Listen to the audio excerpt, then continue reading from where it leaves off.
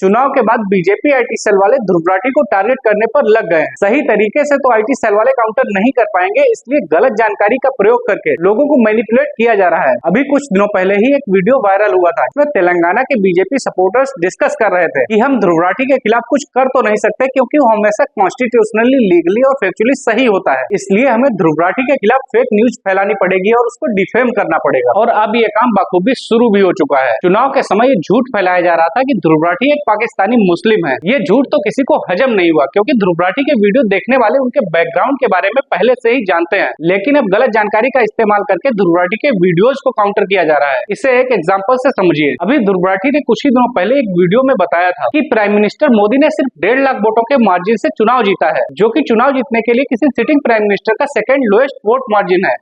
दरअसल ये बात परसेंटेज पॉइंट्स में हो रही थी कि प्राइम मिनिस्टर मोदी ने वाराणसी से चुनाव सिर्फ 1.5 लाख वोटों से जीता है, जो कि सिर्फ 13.49% का वोटर मार्जिन है। इससे कम 12.78% के मार्जिन से चंद्रशेखर ने 1991 में चुनाव जीता था, जो सिर्फ 7 महीने तक प्राइम मिनिस्टर रहे थे। ये बात बीजेपी के समर्थकों को बिल्कुल भी हजम नहीं हुई। उन्होंने बताना शुरू कर दिया कि 1957 में नेहरू जी ने इलाहाबाद के फूलपुर से सिर्फ 29,000 यानी 29,000 वोटों के मार्जिन से चुनाव जीता था, जबकि मोदी जी ने तो 1.5 लाख वोटों के मार्जिन से चुनाव जीता है। सच्चाई ये है कि जीत का परसेंटेज मार्जिन ज्यादा मायने रखता है, ना कि नंबर्स, क्योंकि 1957 में देश की जनसंख्या मात्र 44 करोड़ थी और अब 2024 में यह बढ़कर 140 करोड़ हो गई है। इसलिए अलग अलग चुनाव के वोटों की संख्या से विक्ट्री मार्जिन का सही अंदाजा नहीं लगाया जा सकता। इसलिए अलग अलग चुनाव में जीत का परसेंटेज मार्जिन ज्यादा मायने रखता है।